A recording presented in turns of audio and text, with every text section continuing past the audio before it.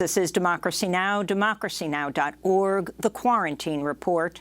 I'm Amy Goodman.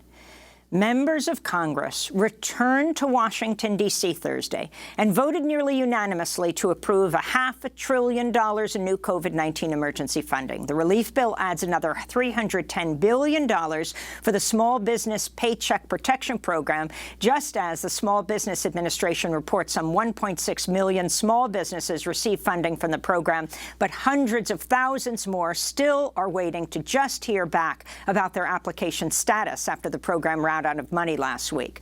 Much of the money was allocated to large corporations. The new relief bill also provides billions in aid to hospitals and for testing, but critics say it falls far short in providing funding for states and cities, and additional money to expand the Supplemental Nutrition Assistance Program, known as SNAP.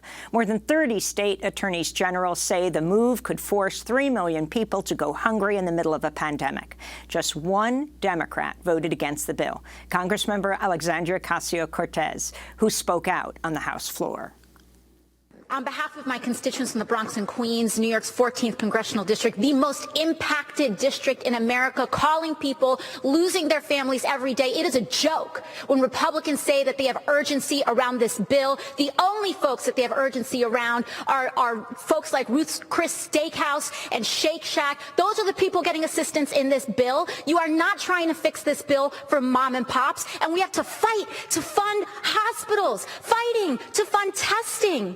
That is what we're fighting for in this bill. It is unconscionable. If you had urgency, you would legislate like rent was due on May 1st and make sure that we include rent and mortgage relief for our constituents. Thank you very much. Alexandria Ocasio-Cortez was speaking as she was holding her mask. This comes as Democrats have called for key priorities to be added to a new Phase 4 bill, including more funding for rent assistance, election security, and the U.S. Postal Service. For more, we go to David Dayen, executive editor of the American Prospect, where he writes a daily update on the pandemic called Unsanitized, his latest books, The Fight to Learn Who the Fed Will Bail Out. Welcome back to Democracy Now!, and thanks so much for joining us, David.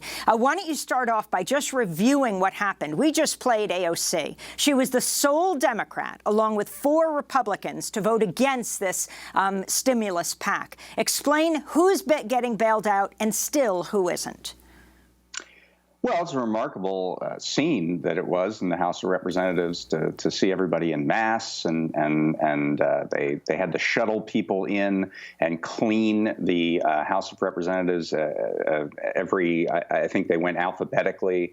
The vote took about an hour. This bill it just replenishes the Small Business Lending Fund, the PPP, for about $300 billion or more. And it has $75 billion for hospital defraying of costs and $25 billion to surge testing. But it leaves out, as you mentioned, all of the very important measures that progressives have been asking for but haven't received. And now, Republicans got the small business replenishment that they wanted, and it's hard to see what the incentive is for Republicans to come to the table on a 4th round. So why was it almost unanimous then, David?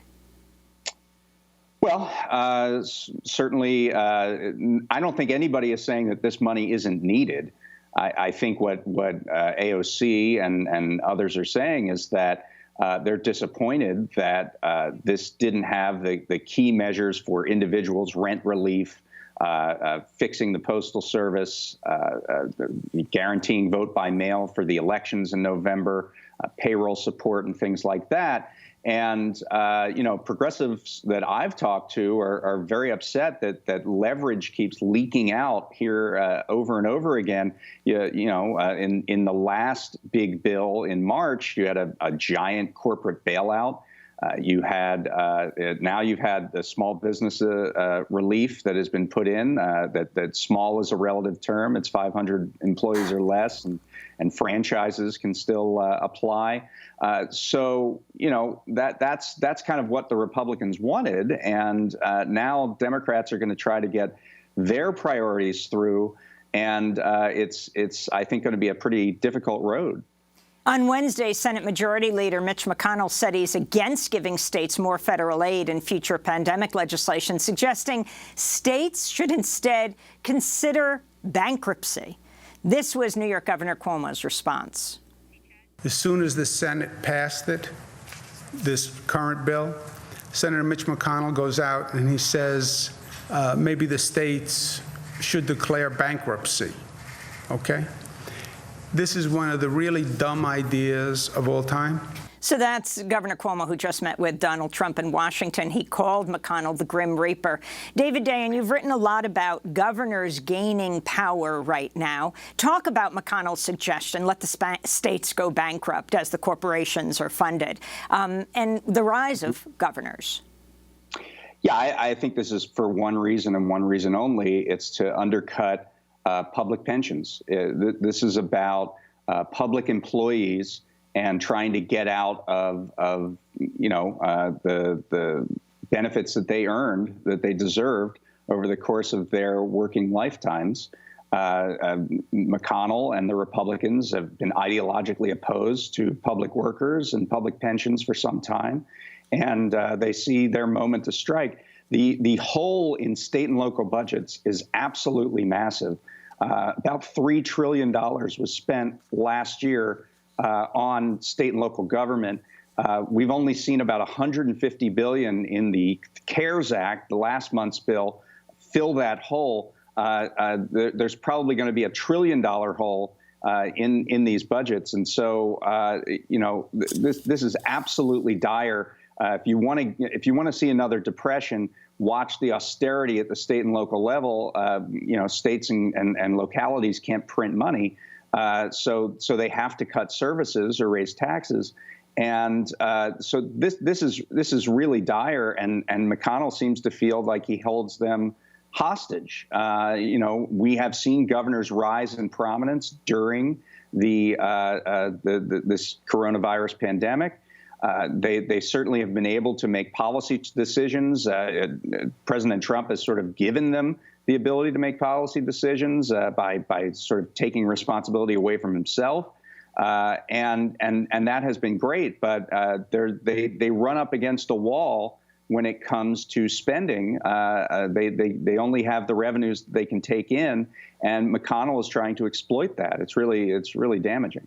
Senator Elizabeth Warren of Massachusetts and Congressmember Ro Khanna, who we were going to have on today, but he lost a dear constituent to COVID-19, introduced the Essential Workers Bill of Rights. We're going to talk in a minute with a domestic worker organizer in the epicenter of the epicenter in Queens.